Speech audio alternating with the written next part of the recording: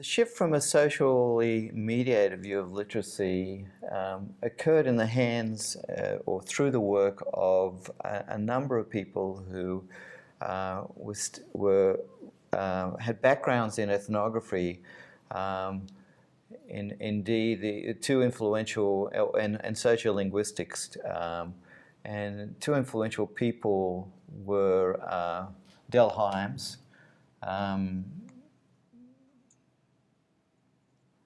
and Charles Ferguson, actually, as well as in sociology or social linguistics, Jenny Cook Gumperz and her husband. Two very important studies were done looking at schools and communities, and a set of studies were done looking at classrooms. One was a study that Shirley Bryce Heath did and reported in her book Ways with Words. This was, as is required of ethnography, an extensive study. Indeed, she spent 9 years in a community for which she had a background, for which she already had a relationship. So she already had established some trust in that community. And in that community, those communities spent an enormous amount of time interacting with people. What was interesting about the communities, there were two communities, Roadviewville and Traxton. Roadville was predominantly white, Traxton was predominantly African American. Both were fairly working class communities, I guess you would characterize them as that. Where the Traxton community was originally a farm community, but had become a community of mill workers, where Roadville was definitely a mill working community. And she was asking herself the question, what forms of literate behaviour, literacy practices are occurring in the homes, and how does that compare with what's going on in the schools? And what she uncovered was interesting in terms of not only the literacy artifacts that were present in the homes versus the schools, but also was the style of interaction. Unlike what she speculated would occur in middle-class families, what she found was the interaction styles between children and their parents about books, around print, was quite different to the interaction patterns expected at school. And I go back to a Dolores Durkin comment once that she made about learning to read. It's not so much learning to read, it's learning to learn how to learn to read in accordance with how the school approaches the interaction or expectations between people and text. And indeed, these students from these communities were obviously faced with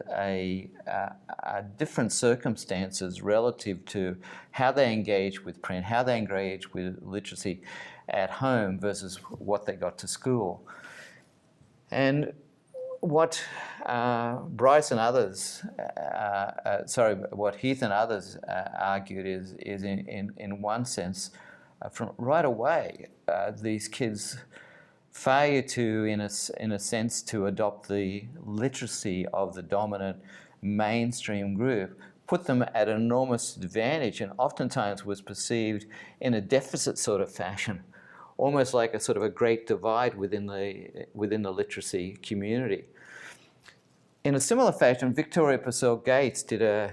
extended study focusing on a girl in one family where both parents could neither read nor write. This was in an Appalachian part of the US, near Cincinnati, or in Cincinnati. Again, Victoria had a good relationship with this family that went back, just like Shirley Bryce Heath had a relationship with the community. And in the conversation, she unmasked the extent to which these people had to navigate their way around their in a sense, their lack of literacy in their communities, in their daily life, and the disadvantages that they experience, both in terms of their work life and their everyday life, and for their children, their school life, and the extent to which these students beginning at school were, in a sense, put on the wrong foot. And you might sort of say, well, it's up to the parents, but if in fact we adopt an approach to education which is building a bridge both ways, you have to ask yourself, what is it that's going on in schools where too often teachers will basically look at a child's literacy too quickly from a deficit model, quickly sort of classify them as having some sort of special needs, disability, all students have special needs, but be viewed in this sort of deficit sort of orientation,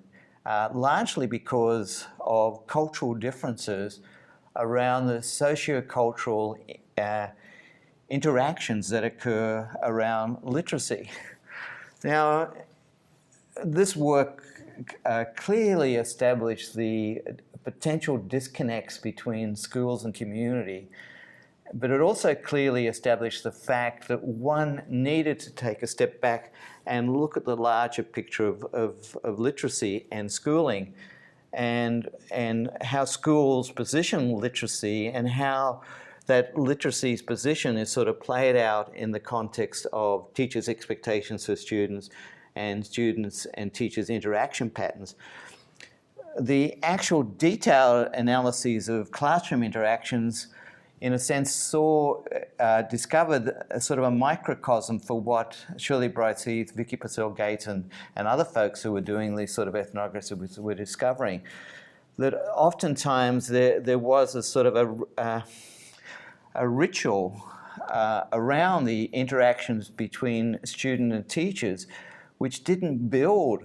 upon students' natural engagement in the way they would interact around a text or conversation in the real world. And indeed, Green and Bloom and others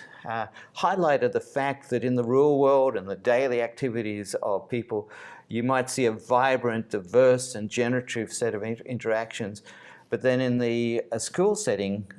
it would be quite constrained, quite fixed, and involving norms and conventions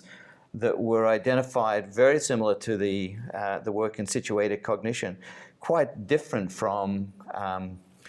the real world. This work, as I said, was influenced by the Gumpers and social linguistic analysis, and often included detailed examinations of the actual verbal interactions, and not just verbal interactions, and non-verbal gestures and so on, that were occurring in students, between students and teachers. And also began to sort of also look at it from a cultural perspective in terms of ethnicity, focusing oftentimes on African American students or Hispanic students or migrant groups, to sort of look to see how their interactional styles might actually differ from the interactional styles of expected for the teacher. A person who did interesting work at this time was somebody I talked about previously, Susan Phillips, who looked at the interaction style of Warm Springs students and Warm Springs Indigenous students, and talked about the extent to which in their everyday world their interactional styles would be so different from what was occurring in school. But then if the schools pursued the possibility of building upon that interaction style, how differently and how well the students would do. And so you start to sort of see the social turn, which is basically sort of saying, hey, what we're dealing with in literacy are dynamics of which are quite social. That indeed we should